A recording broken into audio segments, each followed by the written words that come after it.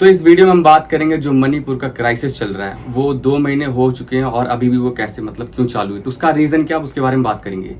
तो देखो, जो मणिपुर है छोटा सा स्टेट है अपना, जो नॉर्थ ईस्ट इंडिया है वहां पर ये लोकेटेड है। तो इसकी जो बाउंड्री वो टच करती है, म्यांमार से टच करती है, नागालैंड से टच करती है, असम हो गया और मिजोरम से ये बाउंड्री टच करती है। इसका जो एरिया है मेनली देखो, इसके एरिया में जो भी है हिली रीजन थोड़े ज़्यादा हैं और उसके बाद जो उनका छोटा सा थोड़ा एरिया 10% के आसपास आता है वो वैली वाला एरिया है। ठीक है, तो जो इनके टोटल एरिया है वो लगभग 22,000 स्क्वायर किलोमीटर के आसपास है।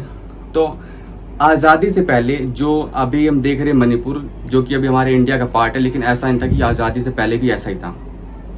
तो भारत के आज़ाद होने से पहले जो मणिपुर था ना वो एक प्रिंसिपालिटी था, यानी कि इसके ऊपर राजाओं का मतलब राजा राज करते थे। ठीक है, तो यहाँ पे राजाओं का शासन था।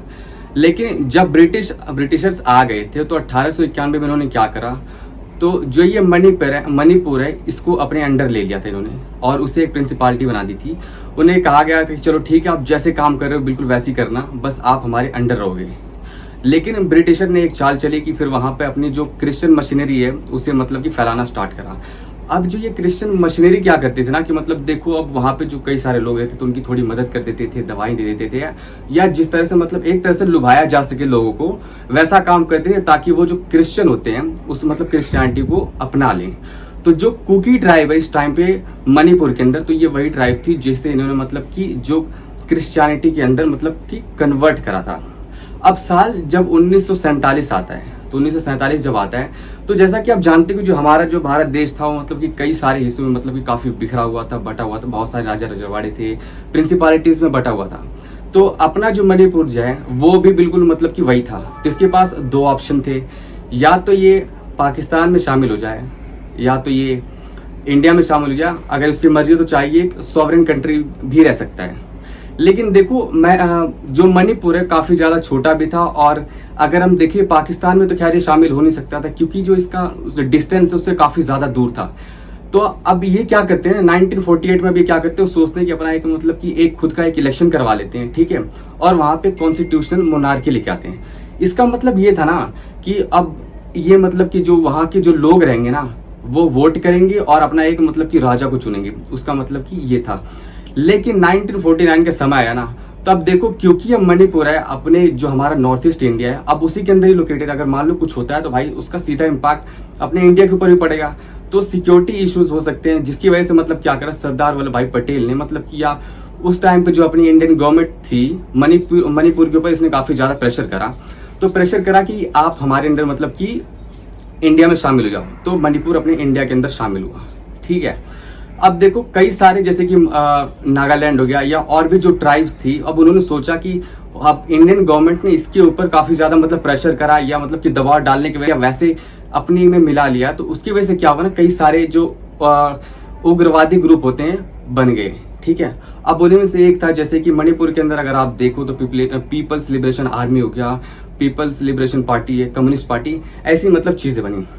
अब जो मणिपुर है ना, तो स्टार्टिंग में नागालैंड होगा, तो नागालैंड के अंदर भी कई सारी ट्राइब थी और इसके अंदर जो मणिपुर में भी कई ट्राइब हैं, तो इनका मतलब कि ठीक ठाक चलता था, मतलब कि उतनी लड़ाइयाँ नहीं होती थी।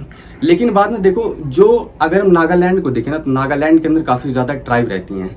अब नागालैंड की वहां पे जो कुछ ट्राइब है जो थोड़ी एक्सट्रीमिस्ट हैं, वो चाहती है हमें ऑटोनॉमी दे दो, हमारा झंडा दे दो, या ऐसा चाहो, मतलब कि अपने तरीके से वो राज करना चाहती हैं और वो चाहते हैं कि मतलब कि एक तरह से अपना एक देश बनाए जिसे वो ग्रेटर नागालैंड कहते हैं। तो अब उनकी जो ट्राइब होती है ना और मणिपुर की है, तो इनके बीच में कई बार होता है कि मतलब कि आपस में बहुत ज्यादा क्लैश हो जाती है, बहुत ज्यादा मतलब खून खराबा होता है।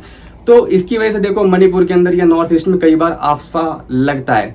आपसफा क्या होता है ना कि देखो, अगर जो अपनी आर्मी होती है ना, तो आर्मी को मतलब कि एक तरह से बहुत ज्यादा ही पावर देता है कि इतनी पावर होगी, अगर मान लो उसे शक हो, अगर मान लो कि उसे लगता हो कि जैसे कि अपनी जो भी शांति उसको अगर ये कोई इंसान भंग कर सकता है, तो उसे वो चाहे तो गोली मार सकते हैं। बेसिकली यूं कहे तो मतलब कि एक तरह से आर्मी को ये फ्री हैंड देता है कि जाओ तुम कुछ भी कर लो। ठीक है, तो 1958 में फिर इसे लगाया गया था और कई बार नॉर्थ ईस्ट में आपसफा लगता रहता है।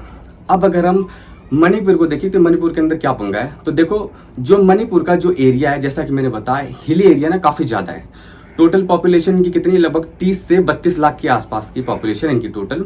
अब उसमें देखें तो लगभग 57 से लेकर 60% के आसपास जो एक मैत्रीय कम्युनिटी है, ठीक है, जो कि मेनली एक हिंदू कम्युनिटी है। अगर हम दूसरा कुकी को देखिए, वो भी एक मतलब कि एक जो ट्राइबल्स हैं, अब इनकी पॉपुलेशन इस टाइम पे लगभग 40 से 45 के आसपास की है। अब ये है ना, ये हिली एरियाज में रहते हैं, हिली एरियाज में रहते हैं वहाँ पे।